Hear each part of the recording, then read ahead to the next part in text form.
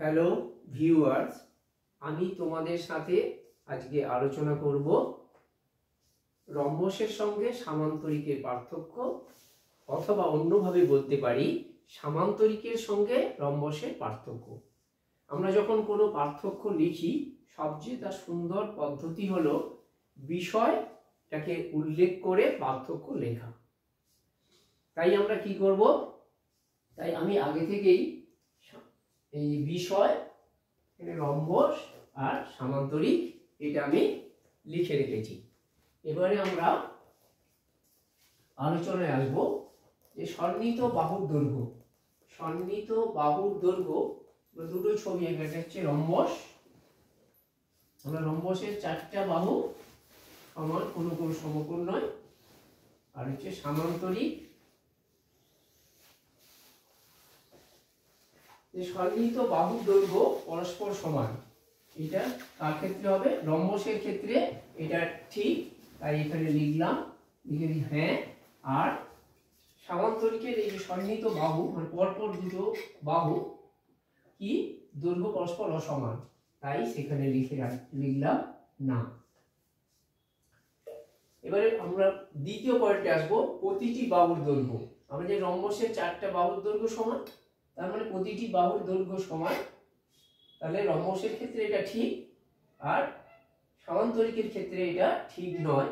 তাই প্রতিটি বাহুর দৈর্ঘ্য সমান রম্বসের ক্ষেত্রে লিখলাম হ্যাঁ, আর সামান্তরিকের ক্ষেত্রে লিখলাম না। এবার আসবো আমরা তৃতীয় নম্বর পয়েন্ট, কর্ণ। কর্ণ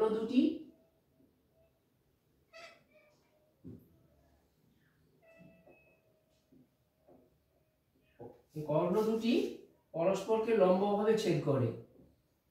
লেখা আছে এই বিষয়টা, রম্বসের কর্ণ দুটি পরস্পরকে লম্বভাবে ছেদ করে, কিন্তু সামান্তরিকের কর্ণ দুটো পরস্পরের সঙ্গে 90 ডিগ্রি বা লম্বভাবে ছেদ করে না।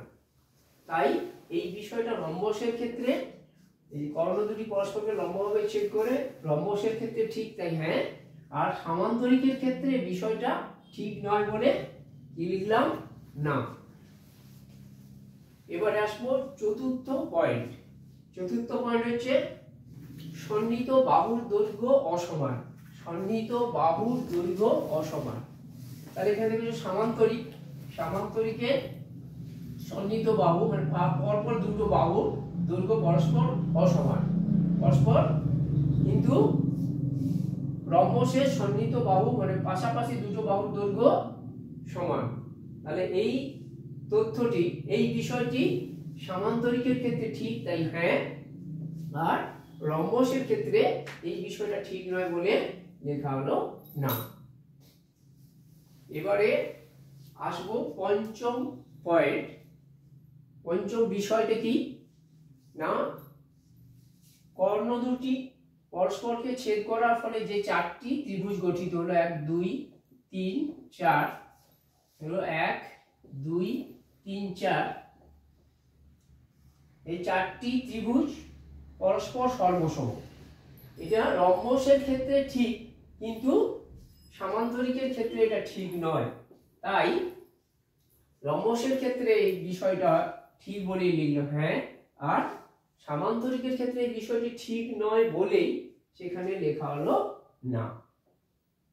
তাহলে সামান্তরিক আর রম্বস বা রম্বস ও সামান্তরিকের মধ্যে পার্থক্য একই পার্থক্য। এর আগে একটা ভিডিও আছে যেটা আয়তক্ষেত্র ও বর্গক্ষেত্রের মধ্যে পার্থক্য একই, মানে বিষয়টা একই এবং এই যে হ্যাঁ বা না একই। তাই তোমাদের ভালো লাগলে দেখো একসঙ্গে দুটো পার্থক্য তোমাদের জানা হয়ে যাবে। ভালো লাগলে এই ভিডিওটি তোমরা বেশি বেশি করে লাইক করো, শেয়ার করো, কমেন্ট